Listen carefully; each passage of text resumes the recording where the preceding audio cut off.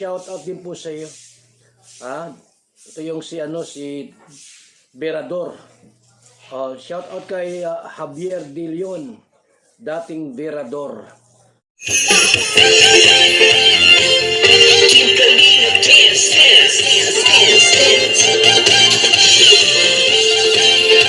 Magandang araw sa ating lahat, mga kapatid, mga kababayan, mga kapwa ko OFW, mga kapwa ko Pilipino, saan man kayong sulok ng mundo. Sana ligtas kayo palagi at lagi kayong masaya kasi nga malapit na ang Pasko. Alam ko naman na kalimitan sa mga kapwa ko OFW ay malalamig ang Pasko, pero hayaan nyo lang, meron namang nakakapagpainit sa ating mga katawan kung hindi ang kape. Yan lang po ang makakapagpainit sa ating katawan. So mga kapatid, kaya narito tayo sa ating channel upang gumawa ng panibagong reaction video. At ang kukunan nga natin ng reaction video dito ay ang live ni Kuya Bal Santos Matubang, kung saan ipinapaliwanag ni Kuya Bal Santos Matubang kung paano nakapasok si Ate Melissa, o kung bakit nakapokus o binigyan ng atensyon ng Kalingap itong napaka-controversial at talagang pinag-uusapan sa social media. Kasi nga sabi nga ni Kuya Bal dito sa kanyang live stream kanina, ipinapaliwanag niya yung mga bagay-bagay, kaya kinakailangang tulungan ang isang tao. Hindi lang yung mga taong katulad ng mga lola, yung mga wala ng kakayahang magtrabaho. Hindi lang yan po ang pasok dito sa Kalingap. At isa na po dito si Ate Melissa na pasok talaga sa programa ni Kuya Bal Santos Matubang. So mga kapatid, tara at pakinggan natin ang paliwanag ni Kuya Bal Santos Matubang kung bakit dito sa Kalingap upang tulungan. So tara. Inaapi po, no? Inaalipusta. Tayo po ang kakampi po nila, mga Kalingap. Yung Kalingap sa may hirap. Pag inaapi sila, tutulungan po natin. Tulad ni Nay Melissa, no, na aping-api po. Wala siyang magagawa po sa kanyang buhay. Ba't ko po nasabing aping-api? Agrabyado, naagrabyado. Kayo na po makapagsabi yung sa kanyang sitwasyon. Unang asawa niya, may sariling pamilya. Pangalawang asawa niya, iniwan din siya. Aping-api. Di ba? Unang asawa, may pamilya pa lang iba. May sariling pamilya na. Anak ka ng dalawa. Pangatlong lalaking dumating sa buhay niya, inanakan din po. Halos 3 ang anak, iniwan din. Di aping-api. Siya pa lahat ang bumuhay. Inanakan na, siya pang bumuhay. Hindi tinulungan ng mga nakaanak. Sana naman lang, no, di ba? Binigyan ng sustento yung mga bata, wala eh. Kaya sinasabi kong aping-api. May mga kamag-anak pang nakikialam, di naman kasama sa buhay nila, pero nakikialam. So ayan mga kapatid, pasok nga si Ate Melissa kasi nga tingin ni Kuya Bal Santos Matubang is aping-api itong si Ate Melissa. Totoo naman na aping-api, at ang mga nakuha niyang lalaki ay hindi tunay na lalaki yan. Ito yung masasabi ko sa mga kalalakihan na to. Hindi porket maraming lalaki at maraming girlfriend ay tunay na lalaki na. Hindi po. Sila po yung mga lalaking kolektor lang o nagpapanggap lang na tunay na lalaki. Pero hindi po sila yung tunay na lalaki. Yung akala ninyo astig na astig. Kita nyo, napakaraming babae, bit-bit dito, bit-bit doon. Hindi po natin basihan yan bilang isang lalaki na ikaw ay tunay na lalaki. Hindi po. Hindi basihan ang maraming babae o maraming anak sa iba't ibang babae na ikaw ay tunay na lalaki. Para sa akin lang naman ang opinyon. Iwan ko sa inyong opinyon. Kasi ganito yan mga kapatid. Kung ikaw ay tunay na lalaki, kung ano ang sinabi mo doon sa isang babae, na pag ikaw ay naanakan ko, kapag ikaw ay naging akin, patutunayan ko na kaya kitang buhayin. Yan ang palagay ko na tunay na lalaki. Kasi halimbawa ako, lalapit ako sa isang babae. Lahat yan isasabihin ko na mababangong salita. Maging aking ka lang.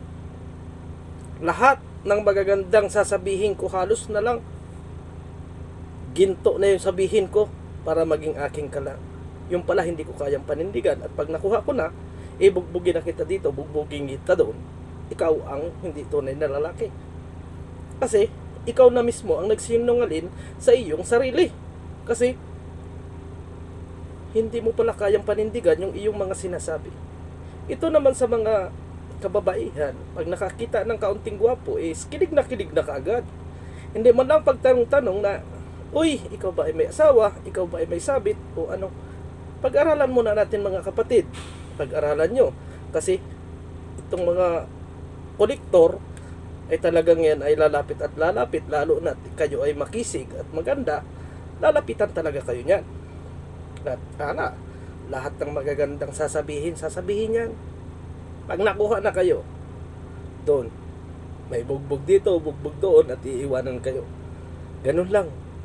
Meron naman kasing mga lalaki na tunay na lalaki. Kung ano talaga yung kanilang sinabi, yun talaga yung kanilang pinaninindigan. Yan ang tunay na lalaki. Para sa akin lang. Iwan ko lang ang opinion ng mga ibang kalalakihan. Hindi ko alam kung ano ang inyong magiging opinion sa mga bagay na ito. Kasi ako, ayan, sabihin ninyo na ako ay hindi tunay na lalaki kasi nga wala pa akong asawa. Okay lang. Kasi pinanindigan ko sa sarili ko na basta ako ay nagkaroon ng anak sa ibang babae o sa mga babae, talagang paninindigan ko. Kaso wala naman akong girlfriend, paano naman ako magkakaanak? Ano?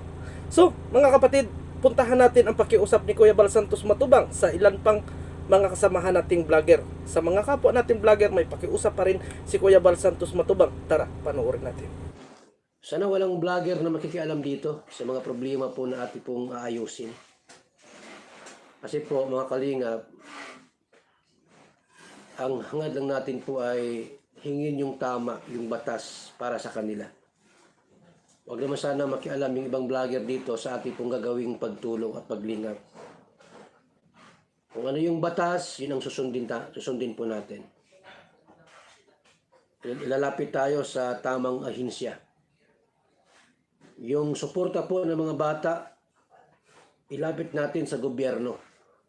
Itong dalawang lalaki pong nakabuntis o nakaanak. Kahit sino po, di ba? Kahit hindi lang po si Ate Melissa.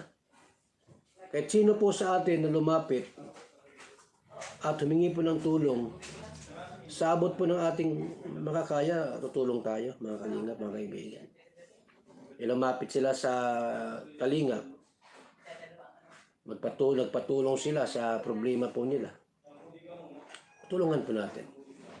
So, maraming salamat po sa lahat, no, na nandiyan kayo. Nawa po. Usap ni Kuya Bal Santos Matubang sa ating mga kapwa vlogger na wag makialam. Ang ibig sabihin ni Kuya Bal Santos Matubang dito mga kapatid is walang personalan na pag-atake ang ginagawa niya. Nilalagay niya lang sa tama at sa ayos yung mga nangyayari. Wala pong pinapanigan si Kuya Bal Santos Matubang. Kung manalo yung kabila na part ng tatay ni Jimil, susunod si Kuya Bal Santos Matubang. At kung manalo naman itong si Ate Melissa, susunod pa rin si Kuya Bal Santos Matubang. Yan po ang pinanawagan ni Kuya Bal Santos Matubang sa ating mga kapwa vlogger na isipin ninyo na namimersonal si Kuya Bal Santos Matubang. Hindi po. Yan po ipinaliwanag niya. Kasi nga, baka mayroon na namang mga kapwa natin vlogger na sabihin namimersonal si Kuya Bal Santos Matubang. Hindi po. Ang gusto lang ni Kuya Bal Santos Matubang, makapagsustinto itong mga ama ng mga bata. At ito naman po mga kapatid, yung ginagawa ni Kuya Bal Santos Matubang ay hindi po para sa channel ni Kuya Bal Santos Matubang, kung hindi po para dun po sa mga bata. Kinakailangan po talaga ng mga bata ng sustinto. At itong mga tatay na ito, kayo ang nagpasarap dyan, panagutan ninyo, hindi kayo magsustinto kayo. Hindi porkit kayo nakapagpasarap na tapos na. Iiwanan nyo na si Ate Melissa na luhaan at siya na yung naghahanap buhay. Maging tunay na lalaki naman kayo mga kapatid. Kahit 1 kilong bigas, hindi kasi hadlang ang kahirapan sa pagsustinto sa anak. Kasi mas maraming Pilipino ang naghihirap na nabibigyan ng ayuda ang kanilang mga anak. 'Di ba? So mga kapatid, hanggang dito na lang ang ating video at maraming salamat. At kung ano ang inyong opinion, open po ang ating comment section. Maraming salamat and God bless po sa ating lahat. Mabuhay tayong lahat at tuloy lang ang suporta sa Mag-amang Matubang. Thank you very much and God bless.